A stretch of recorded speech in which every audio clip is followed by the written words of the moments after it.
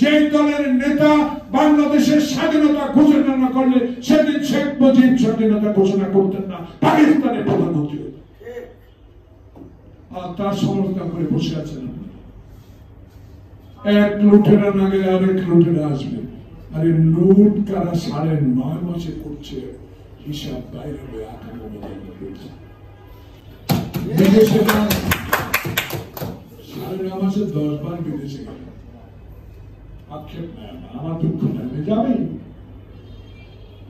ওনার কথা আমরা শুনবো, কিন্তু এমন কথা বলা ঠিক না যে কথাটিতে বাংলাদেশের সবচেয়ে বৃহত্তম রাজনৈতিক দলের নেতা কর্মীরা আপনার উপরে ক্ষুণ্ণ হবে, মনে কষ্ট পাবে।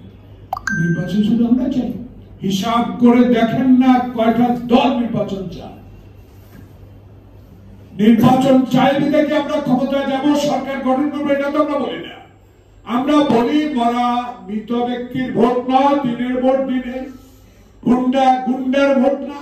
আমরা এমন ভোট চাই যে ভোটে রাজনৈতিক অধিকার, গণতন্ত্র প্রতিষ্ঠার, ভোটাধিকার প্রতিষ্ঠার আন্দোলনে যে সকল দল অংশগ্রহণ করেছে সেই সকল দলই একটি সুষ্ঠু নির্বাচনে সরকারে যাবে, সরকার গঠন করবে।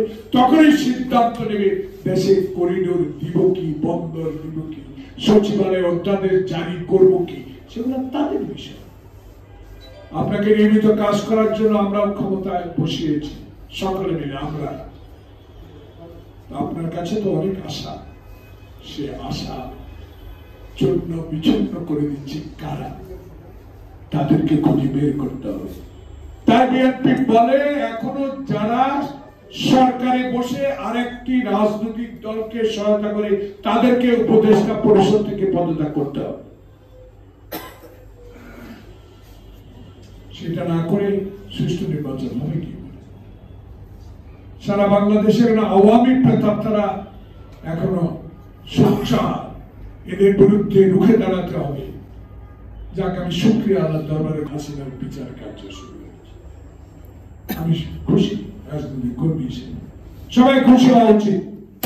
বিচার করেন, আমরা তো বিচার চাই, আওয়ামী লীগের নিষিদ্ধ জনগণও চায়, কিন্তু এরই ফাঁকে বিএনপিকে মাইনাস করার যদি কোনো হীন প্রচেষ্টা আপনাদের মধ্যে থেকে থাকে, তার বিরুদ্ধে লড়াই করার জন্য তারেক রহমানের হাজারো লক্ষ কর্মী প্রস্তুত।